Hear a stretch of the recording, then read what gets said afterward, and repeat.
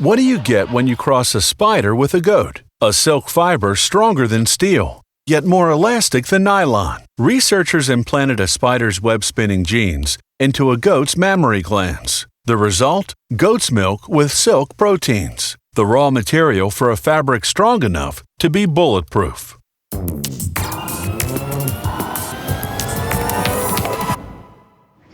Granite is one of the strongest stones on Earth, and it's the darling of decor these days.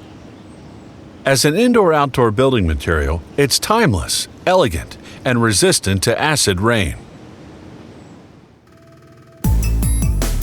Nature's granite factory lies many miles beneath the Earth's surface. Boiling molten rock called magma builds up pressure from the intense heat and rises through cracks and crevices in the Earth's crust. As it rises, it slowly cools and solidifies into granite. Most granite is buried under sedimentary rock, which makes up most of the Earth's surface. The challenge is to extract as much granite from the quarry as possible, while losing as little as possible to damage from the extraction process. They start by outlining a section of rock wall up to 99 feet long by 23 feet wide. They use a gas flame to burn long, narrow channels to free up the sides. Then they drill holes 23 feet deep along the back and bottom. They feed explosive cables into the holes.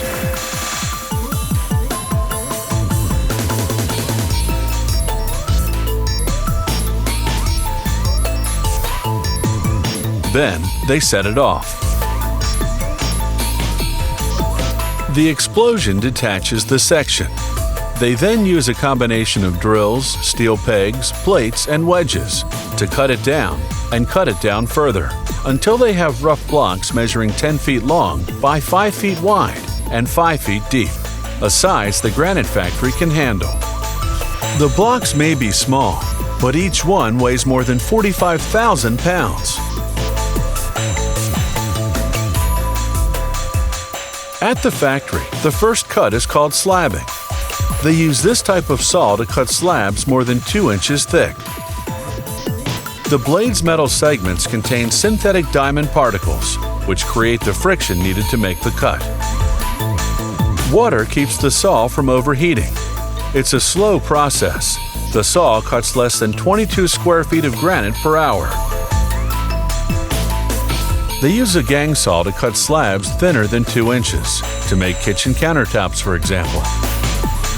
This saw has steel blades, tense enough not to bend under the pressure of cutting, and calibrated to cut as straight as possible. The gang saw cuts at a rate of about 86 square feet per hour. It takes 3 entire days to cut through the rough block.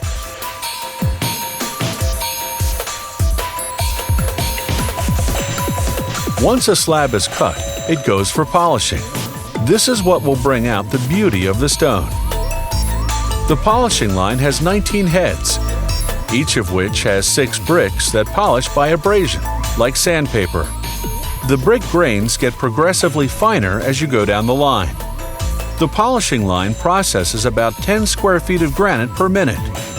For a high gloss finish, a slab goes through all 19 heads. For a semi-gloss finish, it goes through just the first 10 heads.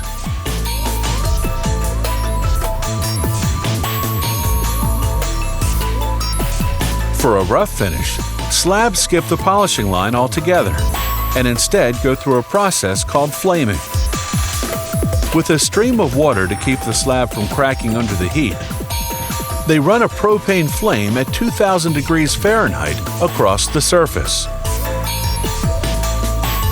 This intense heat makes the quartz inside the granite explode, creating a rough surface. They often use this technique for non-slip flooring. After the finish, the last step is to cut the slabs to specifications.